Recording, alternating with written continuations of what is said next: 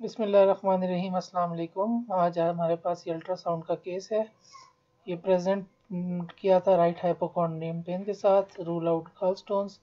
तो ये हमने गॉल ब्लैडर फोसा के लेवल पे अल्ट्रासाउंड किया है। तो सबसे पहले इसमें देखें कि ये आपके पास आउटर लेयर एक आ रही है। ये आपके पास हाइपर इकोइक है। इसको ये हाइपर इकोइक नज़र आ रही है। This is the gall bladder wall. This is the first layer.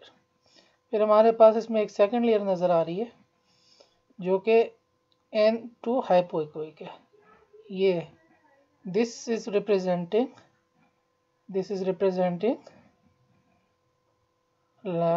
Small amount of bile. तो जो पहले लेयर थी वो हमारे पास क्या थी? पहली लेयर हमारे पास वॉल थी, सेकंड लेयर हमारे पास बाइल थी। फिर तीसरी हमारे पास एक और हाइपर इकोइक फोकस आ रहा है, कर्वीलिनियर हाइपर इकोइक फोकस है। ये देखें, और इसके पीछे डेंस पोस्टीरियर एकॉस्टिक शैडोइंग है। ये सारी शैडोइंग है, और ये हमारे पास कर्वीलिनियर सा हाइपर इकोइक फोकस है। ये स्टोन है। तो this is representing wall echo sign.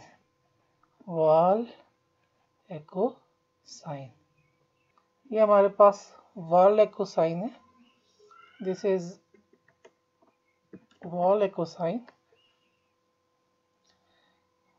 Sign, जिसको वेस्ट साइन भी कहते हैं या वॉल एको शेडो भी कहते हैं। इसमें क्या होता है, कर्वीलिनियर हाइपर इकोइक लाइन होती है जो कि गॉल ब्लैडर वॉल को रिप्रेजेंट करी होती है। सेकंड हाइपर इकोइक स्पेस होती है जो बाइल को रिप्रेजेंट करी होती है। तीसरी हाइपर इकोइक लाइन होती है जो कि गॉल स्टोन को रिप्रेजेंट कर रही होती है, और उसके साथ पोस्टीरियर एकॉस्टिक शेडोइंग होती है। ये साइन क्या सजेस्ट करता है कि या तो एक बहुत बड़ा स्टोन है जैसे इस केस में, या मल्टीपल स्मॉल स्टोन्स है।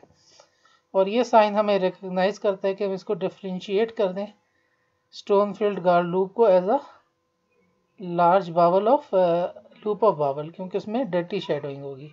इसमें जो आपको नज़र आ रही है क्लीन शेडोइंग हो रही है। तो रिपीट करते हैं, hyperechoic wall, hypoechoic anechoic bile, curvilinear hyperechoic stone और पोस्टीरियर एकॉस्टिक शेडोइंग। तो नेक्स्ट उसमें जाते हैं, हम नेक्स्ट केस पे जाते हैं। सिमिलर है, यानी ये गॉल ब्लैडर फोसा है, लेकिन इसमें हमें सिर्फ एक ही कर्वीलिनियर वॉल नज़र आ रही है। This is the only curvilinear wall. We can not appreciate the hypoechoic wall like last time, hyperechoic in fact, and we cannot appreciate any hypoechoic while we only see a hyperechoic focus with dense posterior acoustic shadowing। तो ये posterior acoustic shadowing है। तो जब हमारे पास सिर्फ एक curvilinear सी line आए और उसके पीछे डेंस शेडोइंग हो, वो सजेस्ट करती है this is the calcification of the gall bladder wall. It is known as porcelain gall bladder. Controversial इसकी एसोसिएशन है विथ जीबी कैंसर, इसलिए हम इसको प्रोफाइलेक्टिकली इसकी कोलिसिस्टेक्टमी कर देते हैं। प्रोफाइलेक्टिकली कोलिसिस्टेक्टमी इसकी कर लेते हैं, क्योंकि गॉल ब्लैडर की जो सी होता है उसका प्रोग्नोसिस बहुत पुअर होती है, इसलिए हम इसकी कोलिसिस्टेक्टमी कर देते हैं। सेम केस को जब हमने देखा तो ये सीटी स्कैन में आप देखें इसकी वॉल में ये कैल्सिफिकेशन आ रही है, जिसको पोर्सिलीन गॉल ब्लैडर कहते हैं।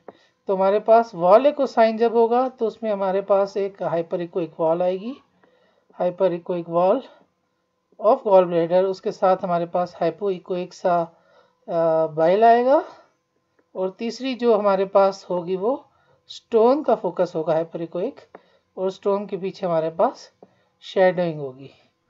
लेकिन जब हमारे पास पोर्सिलीन गॉल ब्लैडर होगा, पोर्सिलीन गॉल ब्लैडर, तो उसमें सिर्फ हमारे पास एक कर्वीलिनियर सी लाइन होगी और उसके पीछे पोस्टीरियर शेडोइंग होगी। जो हमारे पास वेस्ट साइन था जिसमें हमारे पास गॉल ब्लैडर की वॉल भी नज़र आ रही थी, हाइपोइकोइक वाइल भी नज़र आ रही थी, और कर्वीलिनियर हाइपरिकोइक स्टोन विद शेडोइंग नज़र आ रहा था, वो नज़र नहीं आएगा। सिर्फ हमारे पास कर्वीलिनियर कैल्सिफिकेशन नज़र आएगी वॉल की विद डेंस शेडोइंग।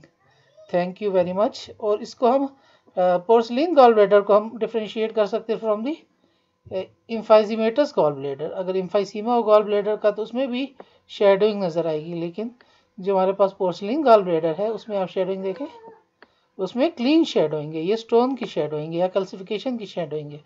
जबकि एम्फाइसीमेटस हमारे पास जब कोलिसिस्टाइटिस होगा या गॉल में एम्फाइसीमा होगा, एयर होगी, तो उसकी डर्टी शेडोइंग होगी, जिस तरह हमारे पास बावल की मिलती है। Thank you very much.